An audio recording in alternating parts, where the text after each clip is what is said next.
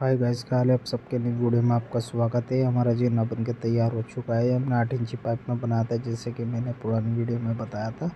और ये हमारा यहाँ पर तैयार हो चुका है। ये हमारी पीढ़ी, इसका हमने 7 इंची स्टेप रखा है। इस भाई को बनवाना इस तरीके का बनवा सकते हैं। और ऊपर का जीना है आएगा, वो भी बना कर दिखाऊँगा। देखो, ये हमारा कम्प्लीट हो चुका है। हमारा सामने पेड़ा है और हम इसमें नीचे उतार रहे हैं। देखो यहाँ पर ये हमारा कंप्लीट हो चुका है। ये इधर हमने साइड में इसमें रेलिंग लगा रखी है। और इस तरीके की वीडियो देखने के लिए चैनल को सब्सक्राइब करें, वीडियो को लाइक करें और बेल आइकन को प्रेस करें। हमारा जीना कंप्लीट हो चुका है, बनकर तैयार हो चुका है। और